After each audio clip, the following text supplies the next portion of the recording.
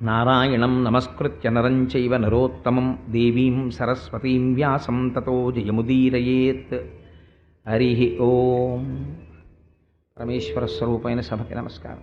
నిన్నటి రోజు ప్రసంగాన్ని పూర్తి చేసే సమయానికి నేను మీకు ఒక విషయాన్ని విజ్ఞాపన చేసి ఉన్నాను. హరినామస్తుతి చేయు కావ్యము సువర్ణాంభోజి హంసావళీ సురుచిభ్రాజితమై మానస సరస్ఫూర్తిన్ వెలుంగొందు. హరినామస్తుతి లేని కావ్యము విచిత్రార్థాన్వితమయ్యు శ్రీకరమయ్యుండతయోగ్య దుర్మదనత్కాకోల కర్తాకృతిన్ అంటాడు నారదుడు వ్యాసభగవానుడితోటి. చెప్పేటటువంటి కథా విశేషం కావ్య వస్తువు విశేషమైనటువంటి వర్ణనలతో కూడినదై ఉండి ఉండవచ్చు. అందులో సాహిత్యం చాలా గొప్పదై ఉండవచ్చు, అనేకమైన అలంకారములు చోటు చేసుకుని ఉండవచ్చు, శబ్దశక్తి ఉండి ఉండవచ్చు. కానీ ఆ చెప్పినటువంటి విషయము ఈశ్వరుడు గురించి చెప్పి ఉండి ఉండకపోతే దాని వలన నిష్ప్రయోజనము. కానీ ఏ కావ్యము భగవంతుణ్ణి ప్రతిపాదన చేస్తుందో, భగవంతుని యొక్క గుణములను పొగుడుతుందో, భగవంతుడి గురించి చెప్పే ప్రయత్నం చేస్తుందో అది మాత్రమే ఉద్ధరిస్తుంది. అందుచేత అటువంటి గ్రంథరచనకి పూనుకోవలసింది అని వేదవ్యాసుణ్ణి నారద భగవానుడు ప్రార్థన చేస్తే ఆయన సలహా మేరకు తన ఆశ్రమంలో భాగవతాన్ని రచించడం ప్రారంభం చేశాడు. దాన్ని మన అదృష్టవశాత్తు మన తెలుగువారైనటువంటి పోతనామాచ్యుల వారు ఆంధ్రీకరించారు అని శారద నీరదేంద్రు ఘనసార పటీర మరాళ మల్లికాహార తుషార ఫేన రజతాచలకాశ ఫణీశ కుంద మందార పయోధిసిత తామర సామర వాహిని శుభాకారత నొప్పు నిన్నుమది కానగనెన్నడు కల్గు భారతి అని ఆ శారదాదేవిని స్తోత్రం చేసి ఆంధ్రీకరించడం ప్రారంభం చేస్తే మహానుభావుడికి అలవోకగా పడిపోయాయి పదాలు. పడిపోయి ఒక అద్భుతమైనటువంటి ఆంధ్రీకరణం ఆ రోజున జరిగింది. అటువంటి భాగవతంలో శౌనకాది మహర్షులందరూ కూడా సత్రయాగం చేస్తున్నారు. ఎందుచేత వాళ్ళు సత్రయాగం చేశారు అంటే, సత్రయాగము అనేటటువంటి యాగము ఒక విచిత్రమైన యాగం. సత్రయాగం చేశారు. అందులో దీర్ఘ సత్రయాగం చేశారు వాళ్ళు. దీర్ఘ సత్రయాగం అంటే చాలా కాలం పాటు కొనసాగేటటువంటి యాగం. దాన్ని ఎక్కడ చేశారు అంటే నైమిషారణ్యంలో చేశారు. దీర్ఘ సత్రయాగము అని సత్రయాగము అన్న పేరుతో ఎందుకు పిలుస్తారంటే, ఎవరు ఋత్విక్కులుగా ఉంటారో వారే యాగమునకు యజమానులుగా కూడా ఉంటే దాన్ని సత్రయాగమని పిలుస్తారు. అటువంటి దీర్ఘ సత్రయాగం చేస్తున్నప్పుడు దానికి అనువైనటువంటి ప్రదేశంగా నైమిషారణ్యాన్ని నిర్ణయించుకున్నారు.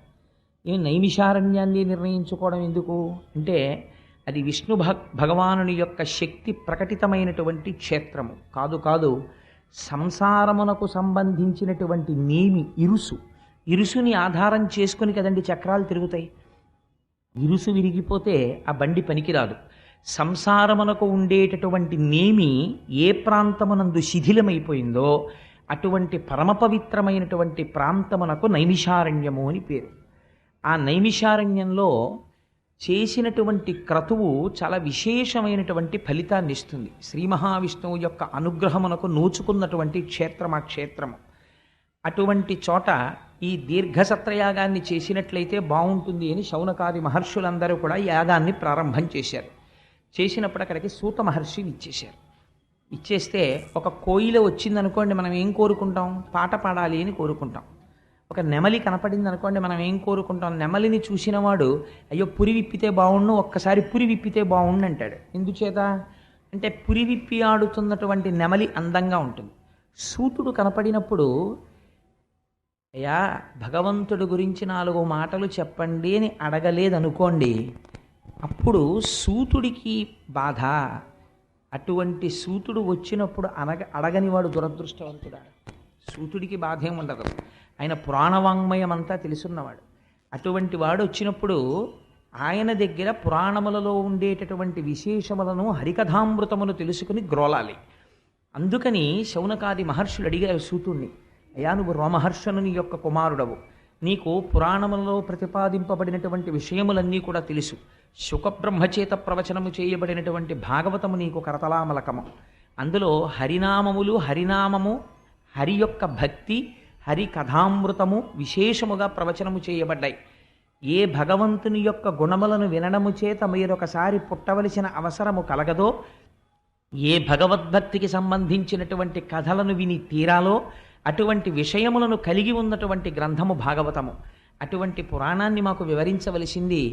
అసలు జన్మనెత్తవలసినటువంటి అవసరము లేనటువంటి పరమాత్మ కృష్ణ భగవానుడిగా ఎందుకు జన్మించాడు, అందున వసుదేవునికి కుమారుడిగా ఎందుకు జన్మించాడు, అన్ని అవతారాలలో వచ్చినట్లుగా కాకుండా అర్ధరాత్రి వేళ కారాగారంలో ఆ దేవకీ వసుదేవులకు ఎందుకు జన్మించాడు, కంసుణ్ణి ఎందుకు వధించాడు, తాను వచ్చినటువంటి అవతార ప్రయోజనాన్ని నెరవేర్చడంలో అంత విడంబం చేస్తూ అంతకాలం పాటు భూమి మీద తాను ఉండి శత్రు సంహారం చేసి జరాసంధుడి వంటి రాక్షసుల్ని సంహరించడంలో చాలా ఆశ్చర్యకరమైన లీల ప్రదర్శిస్తాడు భగవానుడు.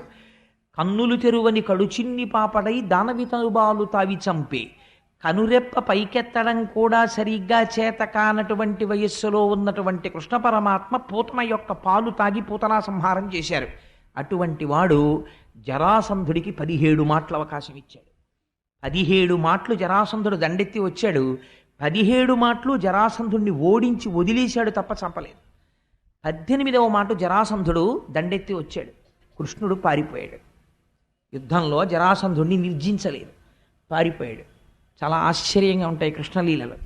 ఇంతమంది రాక్షసుల్ని మట్టు పెట్టినవాడు జరాసంధుడిని మట్టు పెట్టలేడా? ఎందుకు పారిపోయాడు అసలు జరాసంధుడు కనపడినప్పుడు? ఇవి చాలా ఆశ్చర్యకరంగా ఉంటాయి ఈ లీలలు. ఈ లీలలు మాకు వినిపించవలసింది, ఎన్ని కోట్ల జన్మముల నుండో భగవంతుని యొక్క కథని విస్మృతి పొందడం చేత మేము మళ్ళీ అనేక యోనుల యందు తిరుగుతున్నాం. కానీ ఇన్నాళ్ళకి మాకు భాగవత కథాశ్రవణం చేసేటటువంటి అదృష్టం పట్టింది. చేత మహానుభావ సుత మహర్షి ఆ భగవత్ కథలను కలిగినటువంటి అమృత స్వరూపము కనుక దానికి భాగవతమని పేరు. భగవంతుడు అంటే ఏమిటో తెలుసా అండి? దాని గురించి అథర్వశిరోపనిషత్తు ఒకలా మాట్లాడింది, విష్ణు పురాణం ఒకలా మాట్లాడింది. భ గ వా అంటే ఐశ్వర్యము, బలము, జ్ఞానము, శక్తి, వీర్యము, తేజస్సు. ఈ 6 గుణములు భ గ వ అనబడేటటువంటి 3 అక్షరముల చేత ప్రతిపాదింపబడతాయి. ఈ 6 కళ్యాణ గుణములు పరిపూర్ణముగా కలిగిన వాడెవడో, న అన్న అక్షరము చేత హేయమైన గుణములు లేనివాడెవరో, ఎవడు దయాస్వరూపుడో అటువంటి వాడి గురించి ప్రతిపాదింపబడితే, అటువంటి వాడిని గురించి చెప్తే అది భగవత్ శబ్దము కాదు. రెండవ అర్థం, మనిషికి పుట్టుక చేతనే జీవాత్మ పరమాత్మల యొక్క భేదము లోపల నాటుకుని ఉంటుంది. నేనెంతటి వాడినండి, ఈశ్వరుడు చాలా ఉత్కృష్టుడు అన్న మాట అనడానికి ప్రత్యేకమైనటువంటి ఆ మాట అనడం కూడా చాలా గొప్ప. అంత తేలిగ్గా భగవంతుడి యొక్క గొప్పతనాన్ని అంగీకరించలేడు.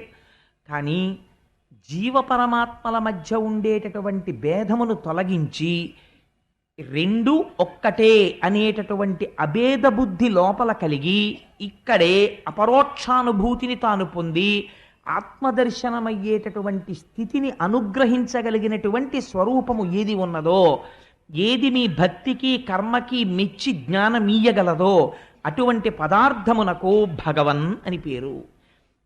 ఈ భగవత్ శబ్దమును ఎవరు అర్థము చేసుకోగలుగుతున్నారో అటువంటి వాడికి పండాహ అని పేరు. పండా అని అందుకే పోతనామాచ్యుల వారికి ఒక బిరుదు సహజ పండితుడు. ఆయన ఎక్కడా తెలుసుకున్నట్టు కానీ ఏ గురువు దగ్గర కూర్చుని శ్రవణం చేసినట్లు కానీ మనకి కనపడదు. కానీ పోతన గారికి మరి ఇంత జ్ఞానము ఎలా కలిగింది అంటే ఆయన సహజ పండితుడు. సహజ పండితుడు అంటే పుట్టుకతోట ఆయనకి పద్యాలు రాయడం వచ్చింది, కవిత్వం చెప్పడం వచ్చిందని కాదు దాని అర్థం. పండాహ అన్న శబ్దంలోంచి పండితుడు అన్న మాట వచ్చింది. పండా అని ఎవరిని పిలుస్తారంటే ఏ వ్యక్తికి, ఏ భక్తుడికి భగవంతుని యొక్క నిర్హేతుకమైన కృప ప్రసరించిన కారణము చేత ఆయన భక్తి ఫలస్వరూపమును పొందితే మాయా అనబడేటటువంటి తెర తొలగి జీవబ్రహ్మైక్య సిద్ధి కలిగి భగవంతునికి సంబంధించినటువంటి జ్ఞానమును పరిపూర్ణముగా పొందుతాడో అటువంటి వాడిని పండితుడని పిలుస్తారు లోకంలో. అందుకే భగవద్గీతలో పండితుడు అనగా ఎవరు అంటే బ్రాహ్మణుని యందు, గోమాంసమును తిను చండాలుని యందు, కుక్క యందు, ఏనుగు యందు సమబుద్ధి కలిగిన వాడెవడో పండితాహ సమదర్శన, వాడు సమదర్శనమును కలిగినటువంటి పండితుడు అన్నారు కృష్ణ భగవానుడు. అందుచేత అటువంటి స్థితి పండితుడికి ఉంటుంది.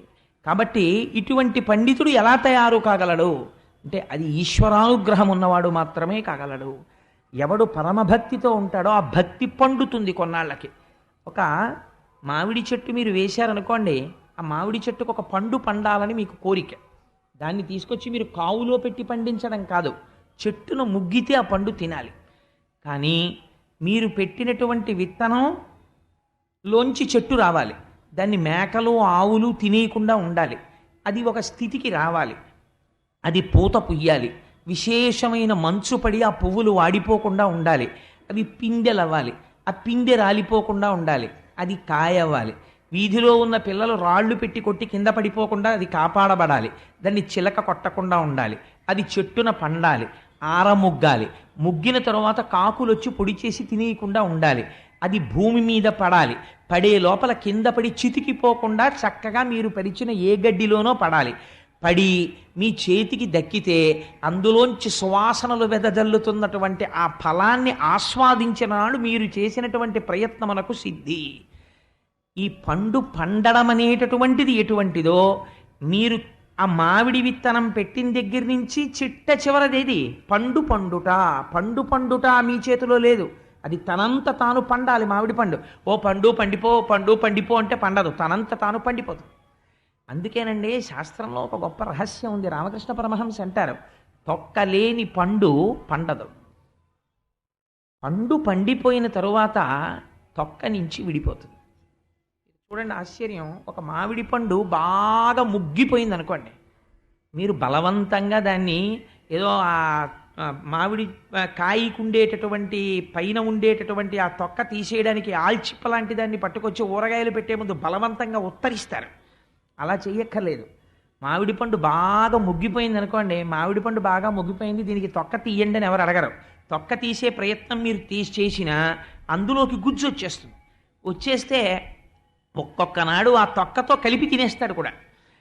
ఏమైపోయింది, ఆ పండు లోపల పండిపోయినటువంటి పండుకి రక్షకత్వంతో ఈ పైన ఉన్నటువంటి తొక్క నిలబడుతుంది. కానీ చిత్రం ఏమిటంటే ఈ తొక్క రంగు కూడా మారిపోతుంది, లోపల పండు పండిపోయిందని తెలిసిపోతుంది. మాయ లేకపోతే బ్రహ్మము తెలియదు. బ్రహ్మము తెలిసినా మాయ ఉన్నది అని తెలియచెప్పడం కోసమని ఈ పండిపోయినటువంటి మహాజ్ఞాని మాట్లాడితే తప్ప మాయ యొక్క అస్తిత్వం తెలియదు. ఈ రెండు పండు తొక్క ఎలా కలిసి ఉంటాయో మాయా బ్రహ్మము అలా ఉంటాయి. చిత్రంగా ఉంటుంది. అందుకే కొబ్బరి కురిడి అయిపోయింది అనుకోండి, దాన్ని ఇంక ఇంట్లో వాడరు. లేకపోతే కొబ్బరి కురిడి అయిపోయింది అనుకోండి, ఆ కురిడిని తీసుకెళ్ళి కొబ్బరికాయ కొట్టడానికో ఇంకొక ప్రయత్నానికో వాడరు, దాన్ని పూర్ణాహుతిలో వేసేస్తారు. కొబ్బరి చెక్క వేయండి అనరు. కొబ్బరి పెంకుని చాలా గట్టిగా పట్టుకుంటుంది, కానీ లోపల ఉన్న నీరు ఆవిరైపోయి కొబ్బరి కురిడి అయిపోయింది అనుకోండి, పైన ఉన్నటువంటి డిప్పతో ఉన్న సంబంధాన్ని వదిలిపెట్టేస్తుంది. వదిలిపెట్టేసి ఇలా అంటే గుడుగుడు గుడుగుడులు ఆడుతుంటుంది. దాని అర్థం ఏమిటో తెలుసా అండి, ఈ శరీరములోనే ఉన్న లోపల ఉన్న ఆత్మగా తానుండి దీంట్లో డబ్బాలో బెల్లం ముక్క కొట్టుకున్నట్టు కొట్టుకుంటుంటాడు, విడిపోయాడు. ఉట్టినే ఇందులో ఉన్నాడు. ఇలా కొడితే కురిడీలో పడిపోయినట్టు ఎప్పుడైనా ఇందులోంచి కురిడీగా బయటికి వచ్చేస్తాడు, పూర్ణత్వాన్ని పొందేశాడు. ఇప్పుడు ఆ పూర్ణత్వాన్ని పొందేసిన కురిడి తినడానికి కాదు, పూర్ణాహుతిలో పడేయడానికి పనికొస్తుందండి. పూర్ణాహుతి ఒకటి పూర్తయిపోయింది అని చెప్పడానికి పూర్ణాహుతి చేస్తాడు. ఇంకా మళ్ళీ రావలసిన అవసరం లేని స్థితికి వెళ్ళిపోయాడు అని చెప్పడానికి తాను కురిడి అయిపోతాడు. కురిడి అయిపోతే అందుకే కొబ్బరికాయతో మనకి రోజు సంబంధం. ఈ లోపల ఆత్మని తాను తెలుసుకుని ఆత్మగా ఉండి ఈ పై శరీరంతో సంబంధం ఉండదు. ఇంట్లో ఉన్న వాళ్ళకి చూసే వాళ్ళకి ఏమిటండి ఆయన ఏం పట్టించుకోరు, అలాగా ఆరోగ్యం అలా అయిపోతుంది, ఆయనకి ఏమీ అక్కర్లేదు అంటే ఆయన తెలుసుకున్నాడు, ఇంకా తను నిలబెట్టుకోవలసిన అవసరం లేదు, అయిపోయింది దీని పరిస్థితి. దీనితో ఏది చెయ్యాలో అది చేసేసాను గృహస్థాశ్రమంలోకి వచ్చి. ఇంకా దీనితో చెయ్యవలసింది ఏమైనా మిగిలిపోయి ఉంటే ఇంకా ఈ ఒళ్ళు వృద్ధాప్యంలో గడగడలాడుతూ ఈశ్వరుణ్ణి సేవించడానికి ఈ రెండు చేతులు ఇలా కలిపి నమస్కరించడానికే తప్ప ఇది ఉండాలన్న కోరికేం లేదు.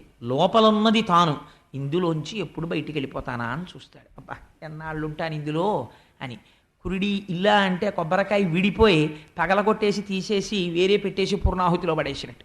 కాబట్టి ఏమైపోయింది, ఇప్పుడు ఆ శరీరం పూర్ణాహుతికి వెళ్ళిపోయింది. అంటే ఇంకా మరొకసారి శరీరంలోకి రాడిగా.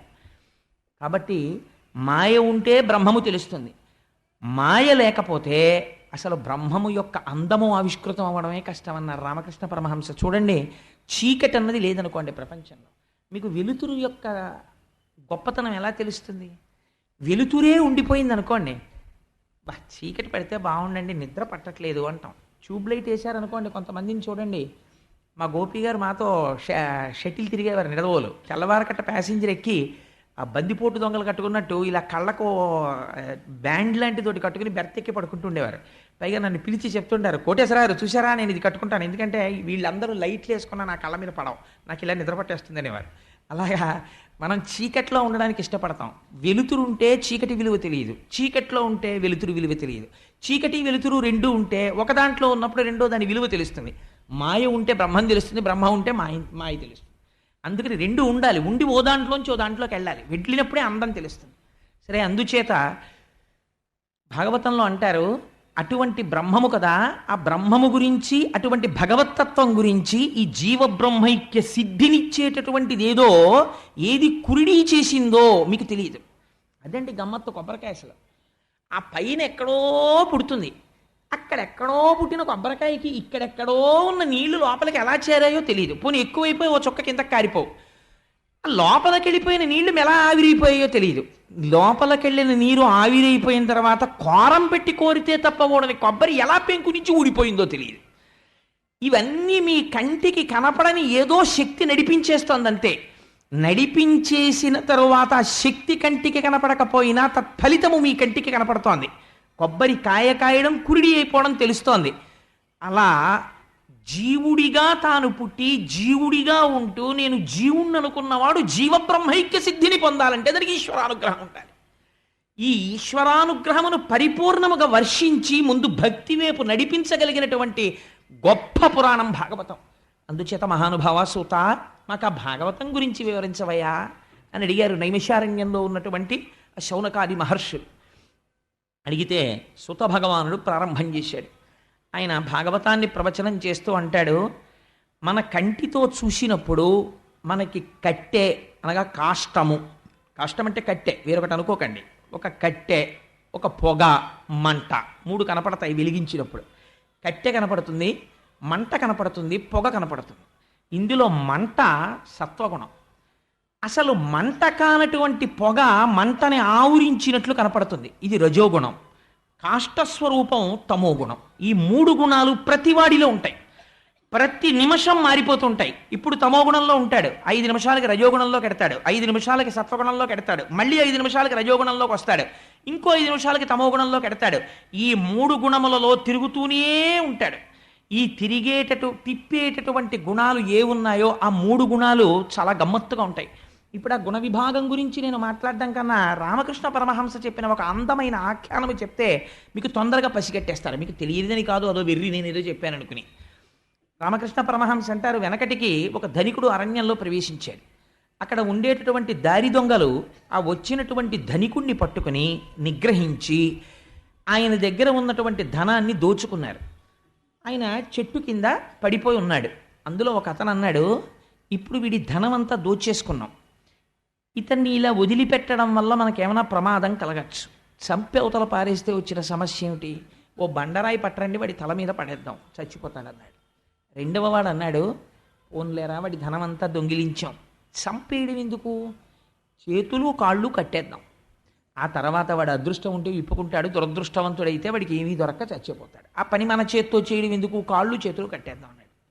మూడో ఆయన ఏమీ మాట్లాడలేదు, కట్టేద్దామని లేదు, చంపేద్దామని లేదు. కొంతసేపటికి ఈ ధనికుడు చెట్టు కింద పడిపోయి ఉన్నాడు, ముగ్గురు దొంగలు వెళ్ళిపోయారు. మాట్లాడని దొంగ వెనక్కి వచ్చాడు, వాళ్ళిద్దరూ నిద్రపోతున్నారు. వెనక్కి వచ్చి, అయ్యా మేము మీ ధనం తీసుకోవడమే కాకుండా కట్టేశామండి, పాపం మీరు ఆకలితో ఉన్నారో దాహంతో ఉన్నారో మీ కట్లు విప్పేస్తానని కట్లు విప్పేస్తే ఆ ధనికుడు అన్నాడు, అయ్యా నా శరీరం బడలిపోయింది భయంతో, నేను మా ఊరు చేరాలి, కానీ అరణ్యంలో నాకు దారి ఎలా తెలుస్తుంది, నేను పరిభ్రమిస్తూ చచ్చిపోతానేమో, మీకు దొంగలు కాబట్టి ఎట్టించి వెళ్ళాలో తెలుసు, ఊళ్ళోకి ఎట్టెడతారో నన్ను తీసుకెళ్ళండి అన్నాడు. రండి అని చెయ్యి పట్టుకుని దగ్గరిత్రారిలో ఊరికి తీసుకెళ్ళి ఆ ఊరి రోడ్డు కనపడింది, ఆ రోడ్డు దగ్గర చూపించి మీరు ఇంటికి వెళ్ళిపోండి నేను వెళ్ళిపోతున్నానన్నాడు. మీరు రెండో కప్పు కాఫీ తాగుదురు కానన్నాడు ఆయన. నేను రానన్నాడు. నేను రానండి మీరు వెళ్ళిపోండి చాలని దొంగ మళ్ళీ అరణ్యంలోకి వెళ్ళిపోయాడు. ఇందులో చంపేద్దామన్నవాడు తమోగుణం, కట్టేద్దామన్నవాడు రజోగుణం, వదిలేద్దామని దారి చూపించిన వాడు సత్వగుణం. ఒకటి గుర్తుపెట్టుకోండి, సత్వగుణం ఇంటికి తీసుకెళ్ళదు, దారి చూపిస్తుంది అంతే.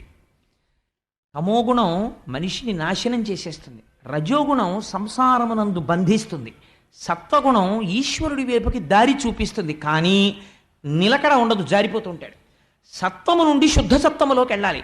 ఈ సత్వగుణము లోపల పెంపొందితే నిరంతరము బాగా అభ్యాసము చేస్తుంటే, తనని తాను పరిశీలనము చేసుకుంటుంటే, నాకు ఎక్కడి నుంచి వస్తోంది కోపం, నేను ఎందుకు పడుతున్నాను బంధనంలో, ప్రతి క్షణం లోపల జరుగుతూ ఉండాలి. ఇంద్రియ లౌల్యం కలిగిందనుకోండి, ఎందుకు కలుగుతోంది నాకు ఈ లౌల్యం అని మీరు పరిశీలన చెయ్యగలగాలి. అలా చేసుకుంటూ ఉంటే అది సత్వగుణంలో నిలబెడుతుంది. అలా నిలబెట్టగా కొన్నాళ్ళకి ఆ సత్వగుణం భగవదారాధన వైపుకు తీసుకెడుతుంది. ఆ ఆరాధనమే భక్తి. ఈశ్వరుడి పట్ల భక్తితో ఉంటాడు. ఆ భక్తి చేత ప్రీతి చెందిన పరమాత్మ ఒకనాడు జ్ఞానం ఇస్తాడు. అజ్ఞానాద్దేవతు కైవల్యం, ఆ జ్ఞానము చేత కైవల్యం వస్తుంది. కాబట్టి ముందేది కలగాలి? భక్తి కలగాలి. ఈ భక్తి కలగడానికి ఈశ్వరుడి గురించి వినాలి. ఈశ్వరుడి గురించి ఎక్కడ చెప్తారు మీకు? విశేషంగా భాగవతంలో చెప్పారు. అందుకని సూతుడు అన్నాడు, ఈశ్వరుడు ఈ లోకమునంతటా నిండి నిబిడీకృతమైపోయాడు. ఎక్కడ లేడని నువ్వు అనుకోకు, ఈ లోకమంతా ఈశ్వరమయం జగత్. విష్ణువు నిండిపోయి ఉన్నాడు విశ్వముగా. ఎలా అని నువ్వు అడుగుతావేమో, ఆయన విరాట్ రూపమునందున్నాడు అన్నాడు. ఎలా విరాట్ రూపంలో ఉన్నాడు? 16 కళల చేత నిండిపోయి ఉన్నాడు. నువ్వు చూడగలిగితే ఏవవి? 5 జ్ఞానేంద్రియములు, 5 కర్మేంద్రియములు, మనస్సు లేదా అంతఃకరణము 11, 5 పంచభూతములు. ఈ పంచభూతములు పృథివీ ఆపస్తేజో వాయు ఆకాశములు, 5 జ్ఞానేంద్రియములు. కన్ను చూస్తోంది అంటే ఎవరు చూపిస్తున్నారండి? చూడగలిగిన శక్తికి కంటిని ఇచ్చినవాడు పరమాత్మ, వినగలిగిన శక్తి చెవికి ఇచ్చినవాడు పరమాత్మ, స్పృశించినప్పుడు తెలుసుకోగలిగిన శక్తిని చర్మములకు ఇచ్చినవాడు పరమాత్మ. ఈ జ్ఞానేంద్రియములు, ఈ కర్మేంద్రియములు నోట్లో వేసుకుంటే నోరు తినడానికి ఉపయోగిస్తుంది, మాట్లాడడానికి ఉపయోగిస్తుంది. కరచరణాదులు కదలికకు ఉపయోగిస్తాయి.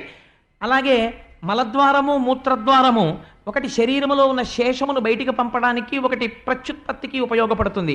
ఇలా 5 కర్మేంద్రియములు, 5 జ్ఞానేంద్రియములను, వీటిని శాసించగలిగిన అంతఃకరణము, బయట లోపల అండాండ పిండాండములలో ఉండేటటువంటి పంచమహాభూతములు, పృథివీ ఆపస్తేజో వాయు ఆకాశములు. దేనికి నువ్వు గర్వపడుతున్నావు? ఏది? నీవు చదువుకున్న చదువు అంతా పెట్టి 1 అంగుళము భూమి నేను పెంచాను. పూర్వం ఎన్ని వేల కిలోమీటర్ల దూరం ఈ భూమి ఉందో అంతకన్నా ఇంకొక అంగుళం నేను ఈ భూమిని పెంచాను. పెంచి చూపించు. నువ్వు పెంచలేవు. 1 అంగుళం తగ్గించాను, తగ్గించి చూపించు. నువ్వు తగ్గించలేవు. ఇత పూర్వము లేని జలమును నేను నీటిని సృష్టించాను, నువ్వు సృష్టించలేవు. ఈ గాలిని నేను సృష్టించాను, నువ్వు సృష్టించలేవు. అగ్నిహోత్రమును వంట చేయడానికి ఉపయుక్తమైన అగ్నిని నేను సృష్టించాను, నువ్వు సృష్టించలేవు. ఈ ఆకాశమును నేను సృజించగలను, నువ్వు చెయ్యలేవు. ఈ పంచమహాభూతములు ఈశ్వరుడి చేత నిబిడీకృతమైపోయాయి. ఇంద్రియములు నిండిపోయాయి, కర్మేంద్రియములు నిండిపోయాయి, అంతఃకరణము ఆయన వలన ప్రచోదనమై ఉన్నది. ఈ 16 ఈశ్వరుడై ఉన్నాడు. ఇప్పుడు విరాట్ రూపముగా అంతటా వాడున్నాడు. ఏది? నువ్వు అడుగు తీసి అడుగే ఈశ్వరుడు లేని ప్రదేశం నాకు చూపించు. కాబట్టి ఇప్పుడు ఎక్కడున్నాడు పరమాత్మ? అంతటా ఆయనే నిండిపోయి ఉన్నాడు. సహస్రశీర్షా పురుష సహస్రాక్ష సహస్రపాత్ సభూమిం విశ్వతో వృత్వా అత్యతిష్ట దశాంగుళం. అలా నిండిపోయిన పరమాత్మని వెతకగలిగిన కన్ను నీకు కావాలి. ఇంద్రియములు చెప్పినటువంటి కోర్కెలకి లొంగిపోవడానికి చూసే కన్ను, ఇంద్రియములలో చెవి వినకూడని దాన్ని విను అని చెప్పినప్పుడు మనస్సు యొక్క మాట విని వినేటటువంటి చెవి కాదు నీకు కావలసింది. భగవంతుడు అంతటా ఉన్నాడన్న మాట వినడానికి ఉపయుక్తమైన చెవి నీకున్నదా? విరాట్ రూపముతో అంతటా ఈశ్వరుడున్నాడని చూడగలిగిన కన్ను నీకున్నదా? ఈ స్పర్శేంద్రియముల యందు అంతటా ఈశ్వరుడున్నాడని చూడగలిగిన శక్తి నీకున్నదా? ఇలా చూడగలిగితే విరాట్ రూపుడై ఈశ్వరుడే ఉన్నాడు. అటువంటి ఈశ్వరుడు ఈ కంటి చేత చూడబడేటటువంటి వాడు కాడు, జ్ఞానము చేత తెలుసుకొనబడతాడంతే. ఇదో గమ్మత్తు, మీరు గమనించండి. ఇప్పుడు విరాట్ రూపమునందు ఈశ్వరుడు ఉన్నాడు, మీరు చూపించండి నాకు అలాగా అని మీరు అన్నారనుకోండి, మీకు పృథివిగా కనపడుతుంది. పృథివి ఈశ్వరుడిగా చూడాలంటే ఏది ఉండాలి? జ్ఞానం ఉండాలి. జ్ఞానం ఉంటే తప్ప పృథివి ఈశ్వరుడని మీరు అంగీకరించలేరు. లేకపోతే నేను మీకు ఒక్క ఉదాహరణ చెప్తాను, మీరు తేలిగ్గా పసిగట్టగలరు. పంచభూతములలోంచే సృష్టి వస్తోందండి. ఎంత ఆశ్చర్యం చూడండి మీరు. మీరు మట్టిలోకి తీసుకొచ్చి ఇక్కడ నేను ఒక విత్తనం పెట్టి, ఇక్కడ ఒక మల్లె విత్తనం పెట్టి, అక్కడ ఒక మామిడి విత్తనం పెట్టాను అనుకోండి. మీరు ఇప్పటి వరకు ఏమంటున్నారు? పృథివీ ఈశ్వరుడు అంటారు ఏంటండి? పృథివీ జడము, దానికి ఏం తెలుసు, దానికి ఏం తెలియదు అంటున్నారు. ఏమీ తెలియని మట్టిలో మీరు మల్లె విత్తు, మామిడి విత్తు, వేప విత్తు పెట్టి మీరు సృష్టించని పంచభూతములలో నీటికి ఏం తెలుసు అన్నారు మీరు. ఆ నీటిని తెచ్చి పోశారు. సూర్యుడిలోంచి అగ్నిహోత్రం వస్తోంది. ఈ మూడింటి కలయికతో వేప చెట్టులోంచి మల్లె చెట్టు పుడుతుందా, మల్లె చెట్టులోంచి మామిడి చెట్టు పుడుతుందా? 3 విత్తనాల్లోంచి ఆ చెట్లే వస్తాయి. మల్లె తీగ పువ్వులే ఇస్తుంది, సువాసననిస్తుంది. మామిడి చెట్టు మామిడి పండునే ఇస్తుంది. వేప చెట్టు చక్కటి ఆరోగ్యవంతమైన గాలినే ఇస్తుంది. ఈ 3 పంచమహాభూతముల యొక్క కలయికలోంచి మళ్ళీ సృష్టి జరుగుతోంది. ఈ సృష్టిని ఈ పిండాండము తింటోంది. మళ్ళీ ఇందులో పృథివీ పెరుగుతోంది, జలము పెరుగుతోంది. బ్రహ్మాండంలో జలం మీరు పుచ్చుకుంటున్నారు, బ్రహ్మాండంలో పృథివీ ఇది పుచ్చుకుంటోంది. మళ్ళీ ఇందులోంచి మిగిలిపోయిన పృథివీని పృథివీ పుచ్చుకుంటోంది. ఎవ్వరూ పుచ్చుకోవట్లేదు. ఎవరు నడుపుతున్నారు ఈ సంఘాతం అంతటిని? ఇలా ఎవరు శాసనం చేస్తున్నారు? ఎవరు ఇలా నడవమని ఆదేశం చేస్తున్నారు? ఎవరి ఆదేశానికి భయపడి నడుస్తోంది? ఎవరు ఇలా చెయ్యగలుగుతున్నాడో వాడు ఈశ్వరుడు. అది మీ కంటికి కనపడదు, మీరు జ్ఞానము చేత తెలుసుకోవాలి. అయితే ఏమండి, అందరూ తెలుసుకోలేరు కదా. మరి ఈ మాంసనేత్రముతో చూడడానికి వీలుగా ఈశ్వరుడు కనపడతాడా? కనపడతాడు. పృథివీ ఈశ్వరుడే. జ్ఞానము చేత తెలుసుకోలేకపోయావు, కంచిలో పృథివీ లింగం అయిపోతాడు. అగ్ని ఈశ్వరుడే. జ్ఞానము చేత తెలుసుకోలేకపోయావు, అరుణాచలంలో అగ్నిలింగం అయిపోతాడు. అందుకే అరుణాచలం అంతరాలయంలోకి వెళ్ళి కాసేపు కూర్చుంటే బయట ఎంత చల్లగా ఉన్నా లోపల ఒక్కపోసి చెమట పడుతుంది. అగ్నిలింగం ఉంది. వేడి ఎక్కువైపోయింది అనుకోండి, కాలిపోతాం, దగ్గరికి వెళ్ళలేము. అందుకని ఈశ్వరుడు అంత అగ్ని మాత్రమే చూపిస్తాడు. కాదు కాదు, అది జ్ఞానాగ్ని, వేరు విషయం. వాయులింగముగా శ్రీకాళహస్తిలో ఉన్నాడు. సరే, ఇది విడిచిపెట్టండి. అసలు లింగస్వరూపం అంటే మళ్ళీ అరూపరూపిగా ఉంది. అసలు ఈశ్వరుడు ఈ మాంసనేత్రముతో మేము చూసి అడిగో ఈశ్వరుడిని చెప్పడానికి వీలైన రీతిలో కరచరణాదులతో కదిలి భూమి మీద తిరిగాడయా?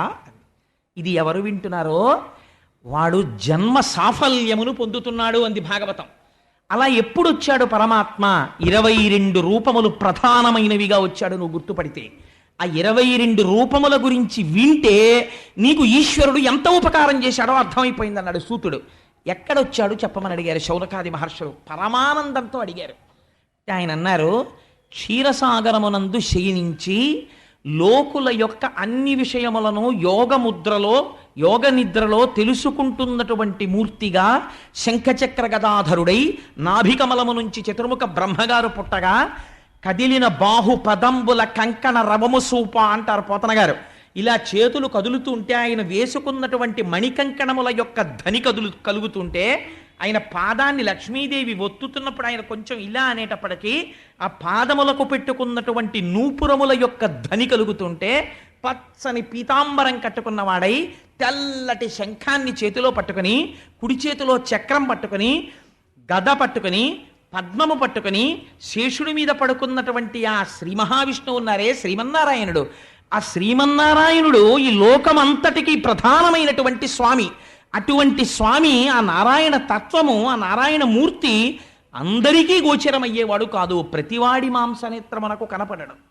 అది ఎవరో యోగులు జీవితాలు మాకు సుఖాలు అక్కర్లేదని ఇంద్రియములను గెలిచిన వారై తపస్సు చేసి కొన్ని వేల జన్మలు భగవంతుడి కోసం పరితపించిపోయిన మహాపురుషులు ఎక్కడో ధ్యాన సమాధిలో ఈశ్వర దర్శనం చేస్తున్నారు.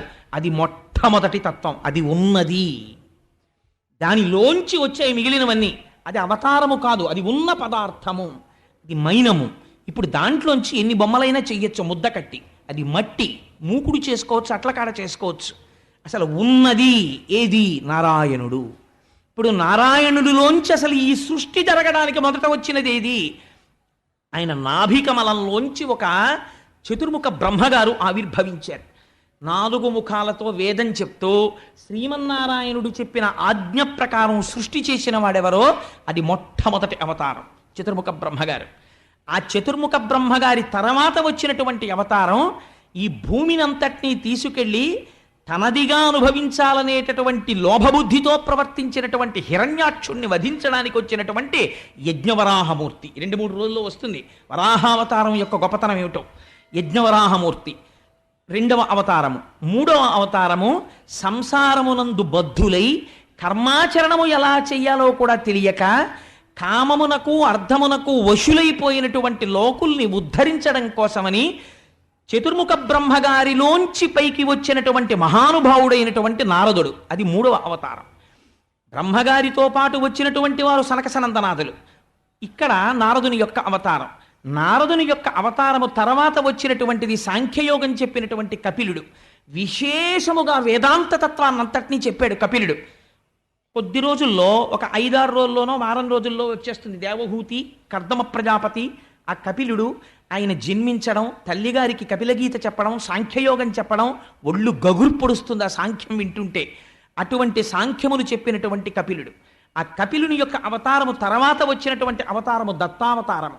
దత్తాత్రేయుడై అనసూయ, అత్రి వాళ్ళిద్దరికీ జన్మించినటువంటి మహాపురుషుడై ముగ్గురు సృష్టికర్త, స్థితికర్త, ప్రళయకర్త అయినటువంటి బ్రహ్మ, విష్ణు, మహేశ్వరుల యొక్క తత్వముతో కూడినటువంటి వాడై జ్ఞానప్రబోధం చేసి ప్రహ్లాదాదుల్ని ఉద్ధరించినటువంటి అవతారం ఏది ఉన్నదో అది దత్తాత్రేయ స్వామి వారి అవతారము. మీరు ఒకటి గుర్తుపెట్టుకోండి, వ్యాసుడు ఏది చెప్పాడో అదే సత్యము. అందుకని ఆ వచ్చినటువంటి అవతారము దత్తావతారము.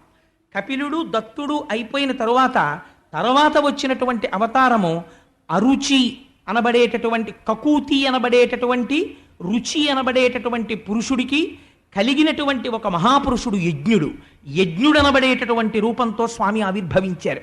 ఆ తరువాతి అవతారమునకు వచ్చేటప్పటికీ వృషభుడు అన్న పేరుతో మేరుదేవి, నాభి అనబడేటటువంటి 2 వ్యక్తులకు స్వామి వృషభుడు అన్న పేరుతో ఆవిర్భవించారు.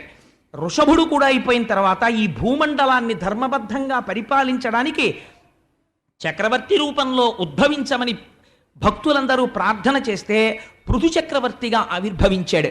ఆ రోజున భూమినంతటినీ గోవుగా మార్చి ఓషధుల్ని పిండాడు పృథు చక్రవర్తిగా. అందుచేత అది పృథు చక్రవర్తి యొక్క అవతారము. తర్వాత వచ్చినటువంటిది మత్స్యావతారము. మత్స్యావతారంలో సత్యవ్రతుడనబడేటటువంటి రాజు రాబోయేటటువంటి కాలంలో వైవస్వత మనువుగా రావాలి. ప్రళయం జరిగిపోతోంది, లోకమంతా సముద్రములన్నీ పొంగిపోయి సముద్రాలన్నీ కలిసిపోయాయి, నీటితో నిండిపోయింది, ఇంకా భూమి లేదు ఎక్కడ. అప్పుడు ఈ భూమినంతటినీ కలిపి ఒక పడవగా చేసి తాను మత్స్యమూర్తిగా తయారై వస్తుంది మత్స్యావతారం. అప్పుడు విందురు గాని పూర్తిగా. అందుకని నేను కొద్దిగా సంగ్రహంగా చెప్పేస్తున్నాను. ఈ అవతారాల యొక్క విశేషాలన్నీ మనకి 42 రోజుల్లో వచ్చేస్తాయి. ఏ అవతారంలో స్వామి ఏం చేశారో. తాను పెద్ద చాపగా మారి తనకుండేటటువంటి ఆ మూపుకి ఈ పృథివీని పట్టుకుని రథం కింద, పడవ కింద, అందులో సత్యవ్రతుడిని కూర్చోపెట్టి లోకములన్నీ నీటితో ప్రళయంలో నిండిపోతే ఆ పడవని లాగి ప్రళయాన్ని దర్శనం చేయించి వైవస్వత మనువుని కాపాడినటువంటి అవతారము మత్స్యావతారము. తదనంతరము క్షీరసాగర మథనం జరిగింది. అసలు విందురుగానే క్షీరసాగర మథనం ఎటువంటి క్షీరసాగర మథనమో అందులో లక్ష్మీదేవి పుడుతుంది. ఆ లక్ష్మీ కళ్యాణం వస్తుంది. అందులో లక్ష్మీ కళ్యాణం వింటే ఏమవుతుందో తెలుసా అండి? అపాంగై అన్న మాటకి వ్యాస భగవానుడు అర్థం చెప్తాడు. లక్ష్మీ కళ్యాణం ఎవరు వింటారో వాళ్ళకి కొన్ని కోట్ల జన్మల చేసిన పాపము వలన అనుభవిస్తున్న దరిద్రం ఆ రోజుతో అంతమైపోతుంది. లక్ష్మీదేవి అనుగ్రహం కలుగుతుంది. ఆ లక్ష్మీ కళ్యాణం వస్తుంది. గోపాలకృష్ణ గారు ఈ దేవాలయానికి సంబంధించినటువంటి ఇక్కడ ఉన్నటువంటి ధర్మకర్తలు ఉదార బుద్ధితో ఒక నిర్ణయం చేశారు. లక్ష్మీ కళ్యాణం జరిగినటువంటి మరుసటి రోజు ఉదయం సాధ్యమైనంత వరకు దాన్ని సెకండ్ సాటర్డే నాడు సాయంకాలానికి వచ్చేటట్టుగా చూద్దాం అనుకుంటున్నాం. అందుకని కొంచెం అటు ఇటు చేస్తున్నాం ఆ ప్రసంగాన్ని. చేస్తే ఆదివారం నాడు లక్ష్మీ కళ్యాణం శనివారం సాయంకాలం విన్నాక ఆదివారం నాడు ఉదయం సువాసినులందరూ సామూహికంగా కూర్చుని పరమ వైదికంగా కుంకుమార్చన చేసుకునే అవకాశాన్ని కల్పిస్తున్నారు లక్ష్మీదేవికి. అటువంటి సామూహిక పూజ చెయ్యొచ్చు అమ్మవారు లక్ష్మీ కళ్యాణం జరిగిన తర్వాత. సరే, అందుచేత ఆ స్వామి క్షీరసాగర మథన సమయంలో మందర పర్వతం పాలసముద్రంలో మునిగిపోకుండా కూర్మావతారం ఎత్తాడు. కూర్మావతారము తర్వాత వచ్చినటువంటి అవతారము మోహిని అవతారము. దేవతలకు దానవులకు అమృతాన్ని పంచిపెట్టేటప్పుడు మోహిని స్వరూపంతో, ఇవన్నీ మీరు ఎదరెదర వింటారు. క్షీరసాగర మథనం చెప్పినప్పుడు అసలు ఆ మోహిని ఎలా వచ్చిందో ఈశ్వరుడు ఎందుకు భ్రమించాడో, మోహిని వెంట ఎలా పడ్డాడో, అయ్యప్ప స్వామి ఎలా ఆవిర్భవించారో ఈ విశేషాలన్నీ క్షీరసాగర మదనంలో విందురుగాని. అప్పుడు వచ్చినటువంటి అవతారము మోహిని అవతారము. మోహిని అవతారము తర్వాత వచ్చినటువంటి అవతారము నరసింహావతారం. నరసింహావతారంలో హిరణ్యకశిపుణ్ణి వధించాడు. నరసింహావతారము తర్వాత వచ్చినటువంటి అవతారము వామనావతారం. అంటే మీరు ఒకట తెలుసుకోండి, ఏమంటే మీరు ఈ చెప్తున్నటువంటి ఆర్డరు మేము విన్న మత్స్యకూర్మవరాహశ్చ నరసింహశ్చ వామనః దానికి తప్పుతోందేమని అనుకోకండి. ఇది మనువులు కాలగతిని పట్టి చెప్పుకుంటూ వెడుతున్నారు. అందుచేత వామనావతారం వచ్చింది. ఆ రోజున స్వామి పొట్టివాడై బలిచక్రవర్తి దగ్గర అర్థించాడు. అందులో ఉన్నటువంటి రహస్యాల్ని, అందులో ఉన్న అందాల్ని విందురుగాని. వామనమూర్తి యొక్క కథ వింటే ఆ ఇళ్లల్లో జరిగినటువంటి శుభకార్యాలు వైదికంగా పరిపూర్తి చేయకపోయినా, తద్దినం సరిగ్గా పెట్టకపోయినా తద్దోషము నివారించి ఆ కార్యం పూర్ణమైపోయినట్టుగా అనుగ్రహించేస్తాడు. అంత గొప్ప కథ వామనమూర్తి కథ. విందురుగాని వామనమూర్తి కథ కూడాను. దీని వామనావతారము. వామనావతారము తర్వాత వచ్చినటువంటి అవతారము పరశురామావతారము. గండ్రగొడ్డలి పట్టుకుని 21 సార్లు భూప్రదక్షిణం చేసి క్షత్రియుల్ని సంహరించాడు. పరశురామావతారము తర్వాత వచ్చిన అవతారము వ్యాసావతారము. కలియుగంలో జనులు మందబుద్ధులై ఉంటారని వేద విభాగం చేసి ఉదారముగా 18 పురాణములు వెలిగించిన మహానుభావుడై వ్యాసుడై వచ్చాడు. వ్యాసావతారము తర్వాత వచ్చినటువంటి అవతారము రామావతారము. రామావతారంలో సముద్రానికి సేతువు కట్టి దశకంఠుడైనటువంటి రావణాసురుణ్ణి మర్దించి ధర్మ సంస్థాపన చేసి లోకులు ధర్మములో ఎలా ప్రవర్తించాలో నేర్పిన అవతారము రామావతారము. రామావతారము తర్వాత వచ్చినటువంటి అవతారము బలరామావతారము. బలరాముడి తర్వాత వచ్చిన అవతారము కృష్ణావతారము. కృష్ణావతారము తర్వాత వచ్చినటువంటి అవతారము బుద్ధావతారము. బుద్ధావతారము కలియుగ ప్రారంభమునందు కీకట దేశము అనబడేటటువంటి మగధ సామ్రాజ్యమునందు దేవతల పట్ల విరోధ భావనతో ఉన్న రాక్షసులను మోహింప చెయ్యడానికి వచ్చిన అవతారమైన బుద్ధావతారము. దశావతారాల్లో మీరు అనుకుంటున్న వేరొక బుద్ధావతారం గురించి వ్యాసుడు ప్రస్తావన చేయలేదు. ఆ అవతారం ఏదో అది బుద్ధావతారము. బుద్ధావతారము తర్వాత వచ్చేటటువంటి అవతారముగా వ్యాసుడు నిర్ధారించిన అవతారము కల్క్యావతారము. కల్క్యావతారము ఇప్పుడు మనం చెప్పుకుంటున్నట్టుగా కలియుగే ప్రథమ పాదే జంబూద్వీపే భరతవర్షే భరతఖండే అని చెప్తాం. ప్రథమ పాదంలో వస్తోందని వ్యాసుడు చెప్పలేదు. కలియుగం అంతమైపోయే ముందు యుగ సంధిలో కాశ్మీర దేశంలో ఉన్నటువంటి విష్ణుయశుడు అని పిలువబడేటటువంటి ఒక బ్రాహ్మణుడి కడుపున స్వామి ఆవిర్భవిస్తారు. అప్పుడు సవికల్ప సమాధిలో ఉన్న యోగులందరూ పైకి లేస్తారు ఆయన అవతారం రాగానే. అప్పుడు ఖడ్గాన్ని చేత పట్టుకుని తెల్లటి గుర్రం మీద కూర్చుని స్వామి ప్రజలని పీడించి తాము ధనవంతులయ్యేటటువంటి పరిపాలకులందరినీ సంహరించి యుగాంతం అయిపోతుంది, మళ్ళీ కొత్త యుగం ప్రారంభం అవుతుంది. యుగ సంధిలో వచ్చేటటువంటి అవతారము కల్క్యావతారము. కాబట్టి ఇలా 22 అవతారములను స్వామి స్వీకరించబోతున్నారయ్యా. 22 అవతారంతో ఇది ఎప్పుడు చెప్తున్నారు వ్యాసుడు? కృష్ణావతార ప్రారంభ సమయమునందు భాగవతాన్ని రచిస్తున్నటువంటి సమయంలో భూత భవిష్యత్ వర్తమాన కాల జ్ఞానం ఉన్నవాడు కాబట్టి చెప్పగలుగుతున్నాడు వ్యాసుడు. అందుచేత ఆయన వ్యాసుడంటే సాక్షాత్తు నారాయణాంశ మహానుభావుడు. ఇలా స్వామి 22 అవతారములలో విజయం చేస్తున్నారు. అయితే ఈ 22 అవతారములని నువ్వు అనుకుంటే పొరపాటు పడినట్టు. కొన్ని ప్రధానమైన విషయములను మేము ప్రస్తావన చేశాం. అజాయమానో బహుధా విజాయతే. ఆయనకు అసలు ఒక రూపమును తీసుకోవలసినటువంటి అవసరము లేదు. అటువంటి స్వామి ఈ కంటితో చూడడానికి వీలైనటువంటి రూపమును పొందాడు. దేనికోసం ఆయనే చెప్పాడు, పరిత్రాణాయ సాధూనాం వినాశాయ చ దుష్కృతాం ధర్మ సంస్థాపనార్థాయ సంభవామి యుగే యుగే. అంతటా నిండి నిబిడీకృతమైన పరమాత్మని ఈ మాంసనేత్రముతో మేము ఈ రూపంతో చూడాలని అనుకుంటున్నటువంటి భక్తుల యొక్క కోరిక తీర్చడం కోసమని ఒక రూపమును స్వీకరించినటువంటి వాడు పరమాత్మ తప్ప ఆ రూపమే పరమాత్మ కాదు అని ఇన్ని రూపములతో వచ్చాడు. ఇందులో మళ్ళీ పూర్ణావతారములు, పరిపూర్ణావతారములు, అనువంశ అని ఆవేశావతారములు, లీలావతారములు, అనుప్రవేశము చేసినటువంటి అవతారములు, అనేకమైనటువంటి అవతారములు పొందాడు. ఆ అవతారములను లెక్కించడము ఎవరి వలన కాదు. ప్రధానమైన అవతారములను నీకు చెప్పాను. ఏ మనుష్యుడు కొన్ని కోట్ల కోట్ల జన్మల నుంచి ఈశ్వరుడు లోకమును రక్షించడానికి ఇన్ని అవతారములను స్వీకరించాడని వినలేదో ఆయన యొక్క కళ్యాణ గుణములను స్మరించలేదో అటువంటి వారు విని తరించిపోవడానికి భాగవతంలో ముందు అవతార విశేషంతో ప్రారంభం చేశాడు మహానుభావుడు వ్యాసుడు. అటువంటి అవతారములు స్వామి స్వీకరించారు. కానీ ఒక్కటి తెలుసుకో, ఇన్ని అవతారములు స్వీకరించి ఈ కంటితో చూడడానికి వీలైనటువంటి రూపముతో ఉన్న పరమాత్మ యొక్క నిజమైన స్వరూపము ఎక్కడ ఉన్నది అంటే ఇక్కడే ఉన్నది, ఈ లోపలే ఉన్నది. వాడు అంతటా వ్యాప్తి చెందినవాడు. అంతటా వ్యాప్తి చెందినవాడైనా ఇక్కడే ఉన్న ఈ శరీరము పొందేటటువంటి సుఖదుఖములకు కానీ ఇంద్రియముల యొక్క అలదడికి కానీ ఆయన కారకుడు కాడు. ఆయన సాక్షిగా ఉండి సుఖదుఖములకు కేవలము అలా చూస్తూ ఉంటున్నాడు.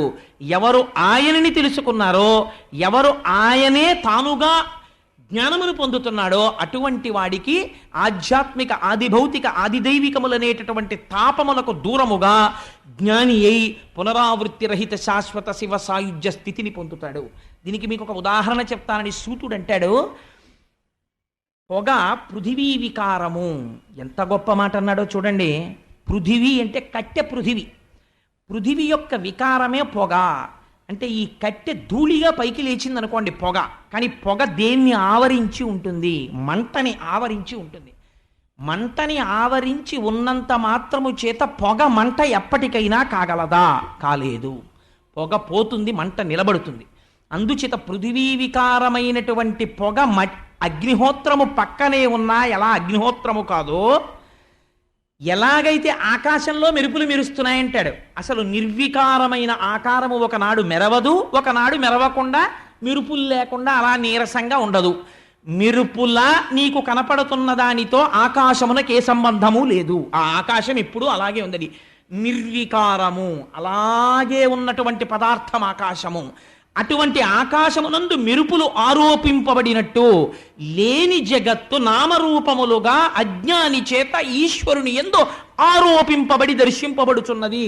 ఎప్పుడు నామరూపములు తెలియబడ్డాయో ఆనాడే జ్ఞానము కలుగుతుంది. ఈ జ్ఞానము కలిగి నిలబడడానికి ఈశ్వరానుగ్రహం ఉండాలి. ఈ జ్ఞానము కలగని వాడికి నామరూపముల యందు తాదాత్మ్యత పొందిన వాడి స్థితి ఎలా ఉంటుందంటే ఒక నటుని విశేషములు చూసి నటుని పట్ల ఆరాధన పెంచుకున్నట్టు. వ్యాసుడు ఎంత గొప్ప ఉపమానం వేశాడో చూడండి. వాళ్ళకి బాగా సరిపోతుంది అనుకుంటాను నేను. ఎంత గొప్ప మాట అండి అది. మీకు నేను ఇలా చెప్పాను అని మీరు మరోలా అనుకోకపోతే నేను ఒక్క మాట చెప్తాను. ఈశ్వరుడు అంతటా నిండి నిబిడీకృతమైపోయాడు. ఉన్నవాడు ఈశ్వరుడు ఒక్కడే. ఆ ఈశ్వరుడు కనపడడు, నామరూపములు కనపడతాయి. ఇది ఎలా ఉంటుందంటే నేను తరచూ చెప్తూ ఉంటాను ఒక ఉపమానం. దారువు దంతి. ఒక కొయ్యతో ఏనుగు బొమ్మ చేయించి తండ్రి ఇంటికి తెచ్చాడు, అక్కడ పెట్టాడు. కొడుకు పరిగెత్తుకుంటూ వచ్చి అన్నాడు, ఒక 8 ఏళ్ల కొడుకు, నాన్నగారు నాన్నగారు మన ఇంట్లో ఏనుగుంది అన్నాడు. తండ్రి అన్నాడు, ఏదిరా ఏనుగు అన్నాడు. నాన్నగారు అదిగోనండి ఏనుగు. అమ్మ బాబోయ్, ఏనుగు తొండం ఎంత బాగుందో, ఏనుగు దంతాలు ఎంత బాగున్నాయో. నాన్నగారండి ఏనుగు నోరెంత బాగుందో చూసారా, ఎంత పెద్ద ఏనుగో నాన్నగారండి అంటున్నాడు. తండ్రి అన్నాడు, కాదురా అది కొయ్య అన్నాడు. కొడుకు అన్నాడు, ఏంటి నాన్నగారండి మీరు అన్నీ అలాగే చెప్తారు, అది కొయ్య కాదు ఏనుగు అన్నాడు. తండ్రి అన్నాడు, నీ అమాయకత్వం అజ్ఞానం రా, అది ఏనుగు కాదు అది కొయ్య అన్నాడు.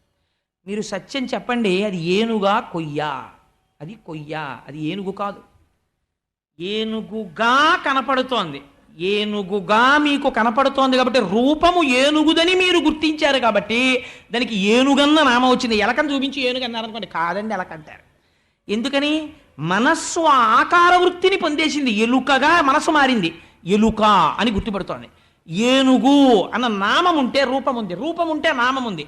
నామము లేకపోతే రూపం లేదు, రూపం లేకపోతే నామం లేదు. అక్కడ కుండ లేదు అన్నాను అనుకోండి, మరి ఏముంది?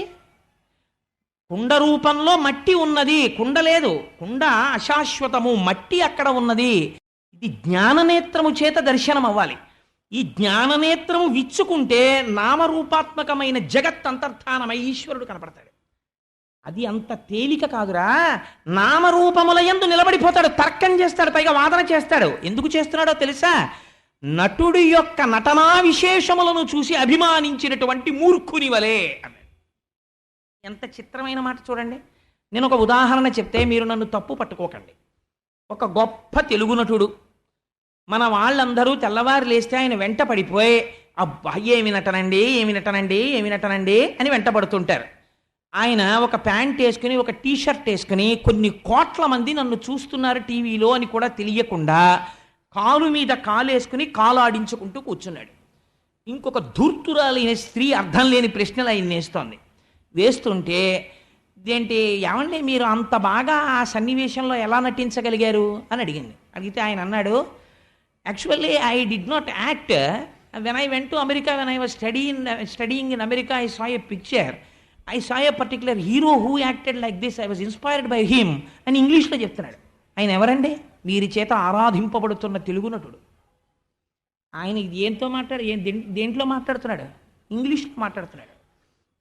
ఆయన ఇంటికి మీరు ఎడితే పెద్ద గుర్రాలంత కుక్కలు గూర్ఖాలు ఉంటారు, పెద్ద పెద్ద గేట్లు ఉంటాయి. ఆయన ఇల్లంతా ఇంపోర్టెడ్ టైల్స్తో ఉంటుంది. ఆయన షాపింగ్ సింగపూర్లో చేస్తాడు. ఆయన దేశాన్ని మిమ్మల్ని ద్రోహం చేసి కోట్లు కూడబెట్టి ట్యాక్స్ కట్టాడు. కానీ మీకు ఈశ్వరుడి కన్నా ఆయన ఎక్కువ.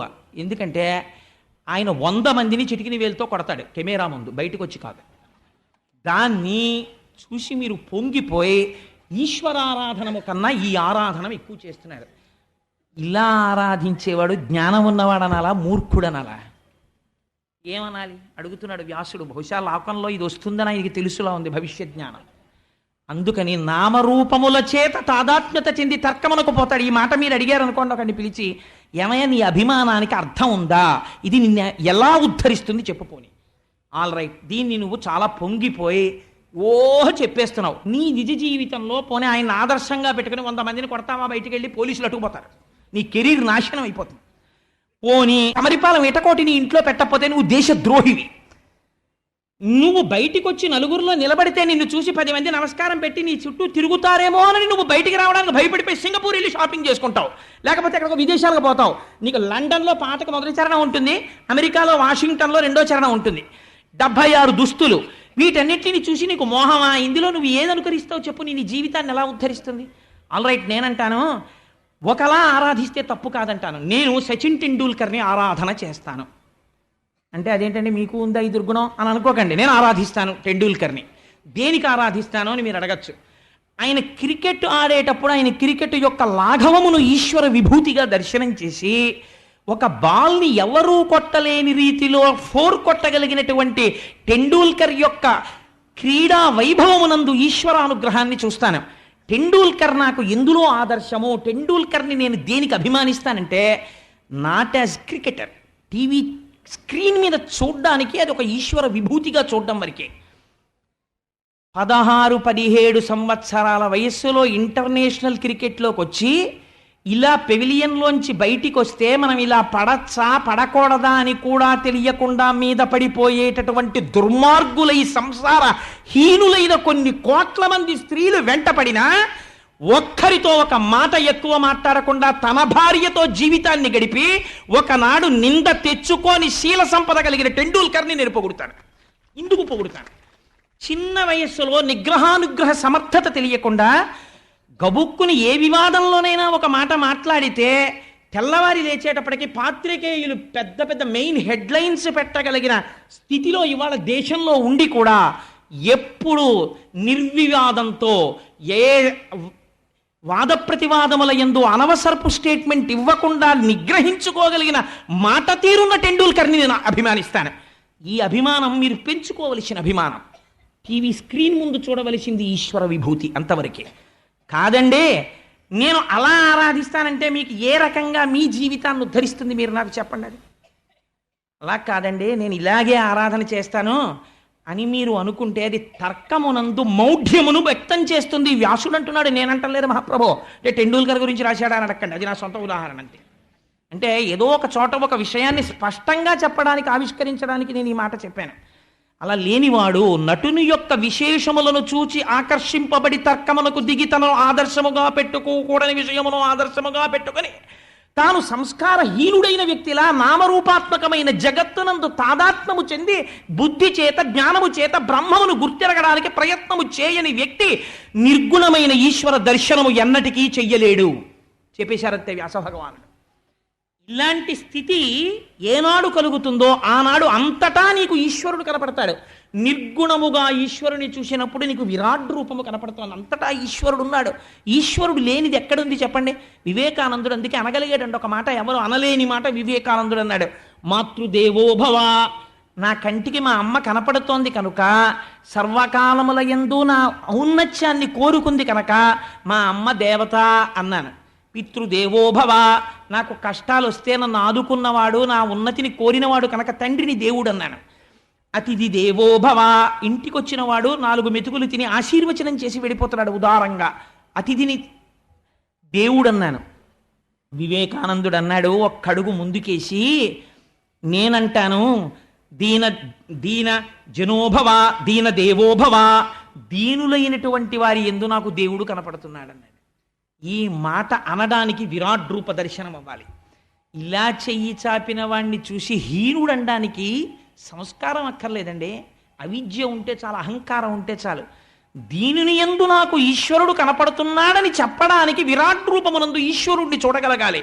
అందుకని దీన దేవోభవ అంటాను నేను అన్నాడు వివేకానందుడు. ఇది విరాట్ రూప దర్శనము.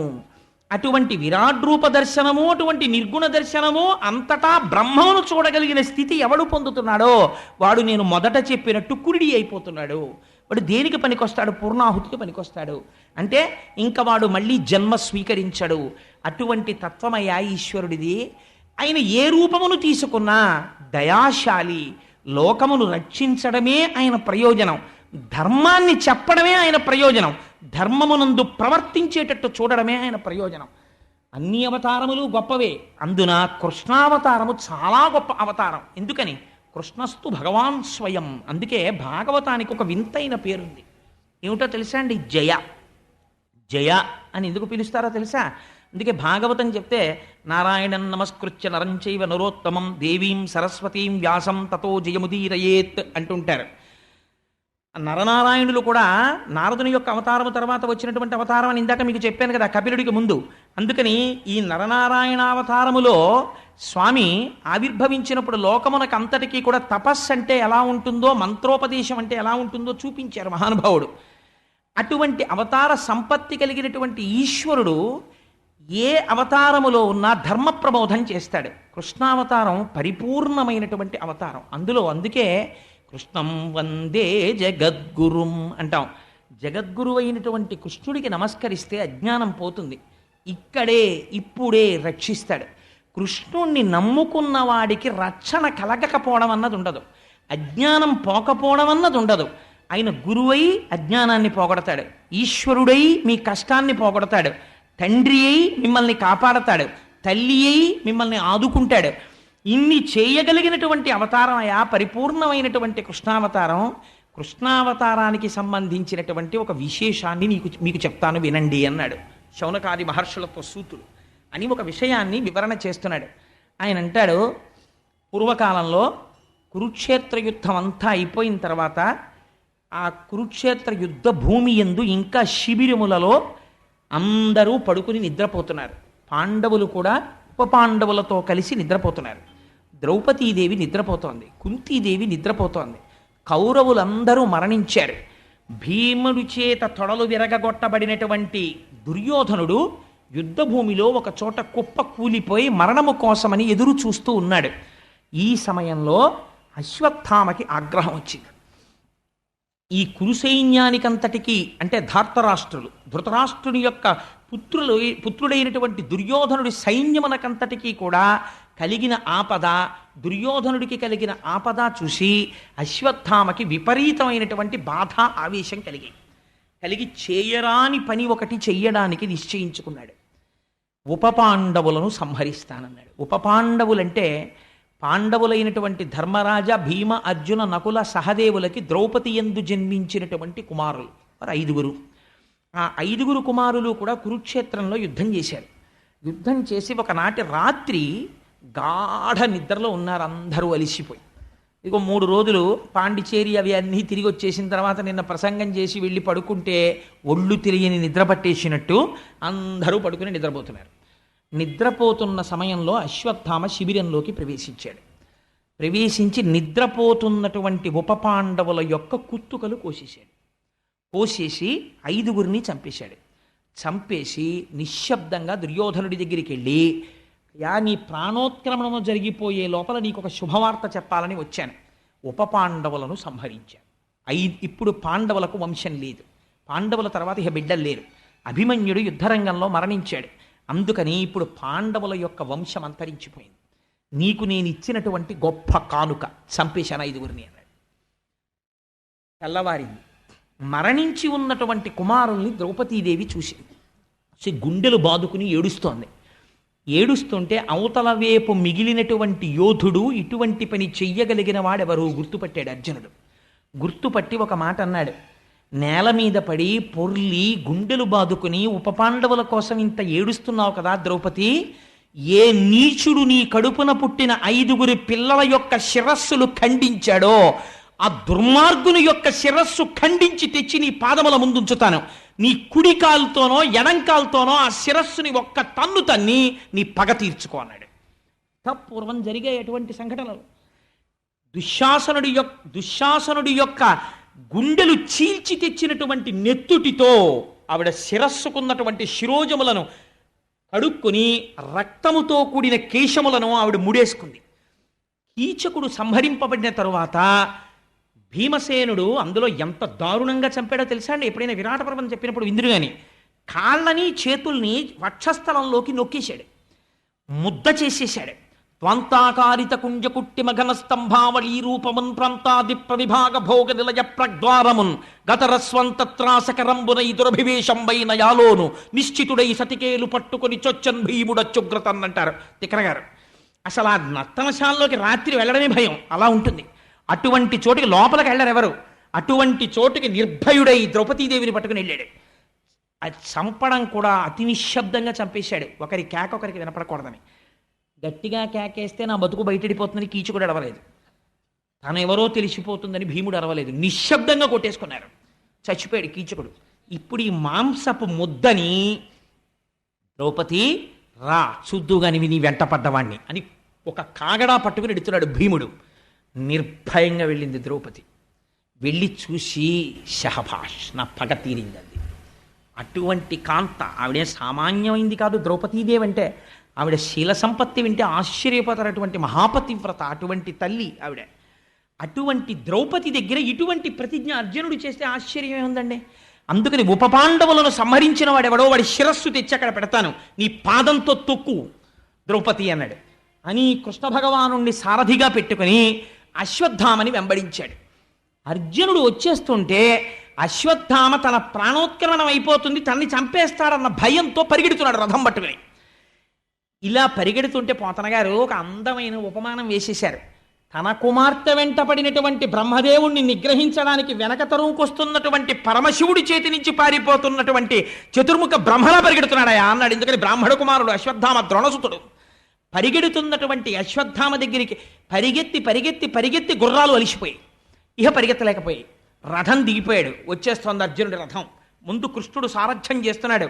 ఈ రథమే, ఈ సారథ్యమే, ఈ కవ్వడే, ఈ సవ్యసాచే, ఈ కిరీటే, ఈ ధనంజయుడే 18 అక్షౌహిణీల సైన్యాన్ని మట్టు పెట్టాడు. కాబట్టి నన్ను చంపేస్తాడు అని ఉపసంహారము తెలియదు. వేసేయడం తెలుసు కానీ ఉపసంహారం చేయడం తెలియదు. తత్తరపాటులో లోకమంతా చచ్చిపోయినా పర్వాలేదు, నేను బతికుంటే చాలనుకున్నాడు. ఇది బ్రాహ్మణుడికి ఉండకూడని బుద్ధి. బ్రహ్మాస్త్రాన్ని ప్రయోగించాడు. అది పొగలు కక్కుతూ లోకములంతటా నిండిపోయినటువంటి ఒక గొప్ప తేజస్సు నిండిపోయి అర్జునుడి మీదకి వస్తుంది. వెనక్కి తిరిగి కృష్ణుడి వంక చూశాడు అర్జునుడు. మహానుభావ, ఎవరు సారథ్యం చేస్తే నేను కురుక్షేత్రంలో గెలిచానో, ఏ మహానుభావుడు సంసార సముద్రమునందు పడిపోయినటువంటి వారిని ఉద్ధరించడానికి వచ్చినటువంటి దివ్యమైన నౌకయో, ఎవరి అనుగ్రహం కలగడం చేత మాయా అనబడేటటువంటి అవనిక తొలగిపోతుందో, ఎవరి అనుగ్రహం కలగడం చేత పామరుడైన వాడు కూడా జ్ఞానమును పొంది తిరిగి జన్మ ఎత్తడో, అటువంటి నీ అనుగ్రహం వల్ల నేను ఇన్నింటిని సాధించగలిగాను. ఈ లోకములన్నీ నిండిపోయి సంక్షుభితం చేస్తున్నటువంటి ఈ తేజస్సు ఏమో నాకు తెలియ చేయవలసింది అని అడిగాడు. అడిగితే అప్పుడు కృష్ణ భగవానుడు చెప్పాడు, ఉపసంహారము తెలియకపోయినా అశ్వత్థామ బ్రహ్మాస్త్రమును ప్రయోగించాడు. ఇప్పుడు ఆ బ్రహ్మాస్త్రాన్ని నిగ్రహించడానికి నువ్వు కూడా బ్రహ్మాస్త్రాన్నే ప్రయోగించాలి, విడిచిపెట్టన్నాడు. వెంటనే ఆచమనం చేసి అభిమంత్రించి కృష్ణ భగవానుడున్న రథానికి ప్రదక్షిణం చేసి వచ్చి బ్రహ్మాస్త్రాన్ని విడిచిపెట్టాడు. ఇప్పుడు ఒక బ్రహ్మాస్త్రం కాదు, 2 బ్రహ్మాస్త్రాలు ఒకదానికొకటి ఎదురొచ్చాయి. ఇప్పుడు లోకములన్నీ తల్లడిల్లిపోయి ఉపద్రవం వచ్చేసి ప్రళయమే వచ్చేసింది అనుకుని దేవతలు ఋషులు పరుగులు తీస్తున్నారు.